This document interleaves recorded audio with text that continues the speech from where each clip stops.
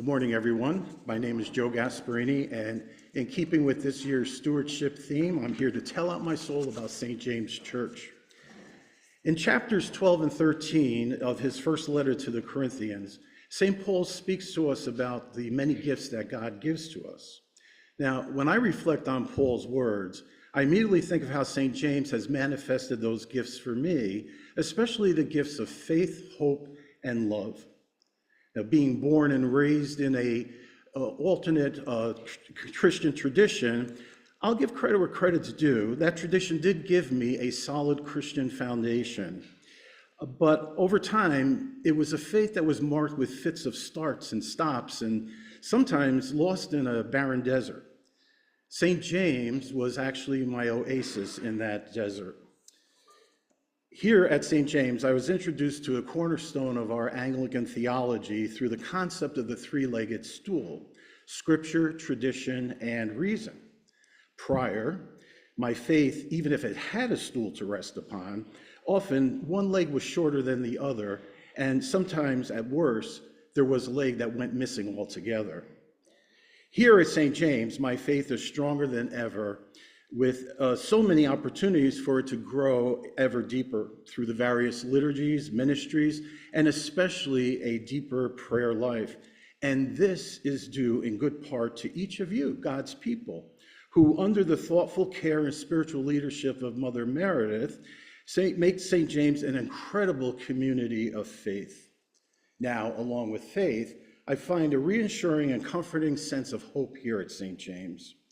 After attending Christmas Eve services in December of 2019, Karen and I decided that we were going to make St. James our church, starting that January in 2020.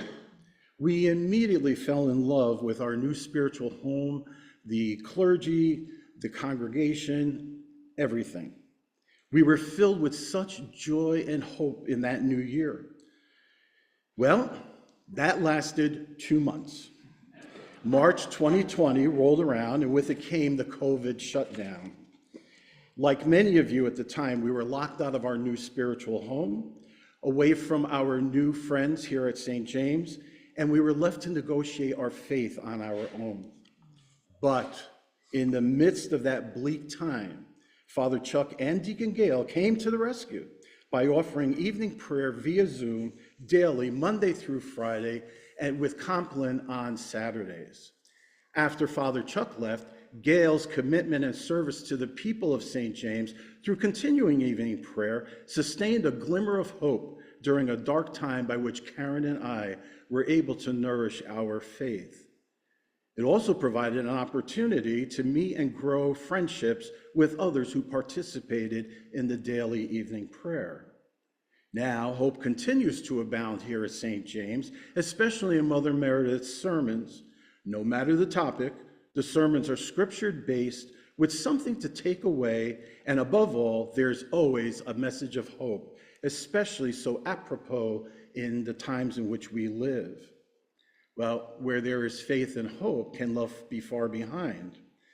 Bishop Matt reminds us that the most important thing we can do is to care for one another. Care and love definitely thrive here at St. James. Though Karen and I were here for a brief time before the shutdown, that did not stop you good folks from making us feel welcome from the start. It was clear to us that this was not just a congregation, it was a family. And like family, we reach out to one another, we offer support and help, we rejoice and mourn together, we encourage one another, and we do things for each other just because, without even being asked. Now, if that's not love, then what is? And it doesn't stop at the church doors. It spills out into the greater Hyde Park community and well beyond its borders.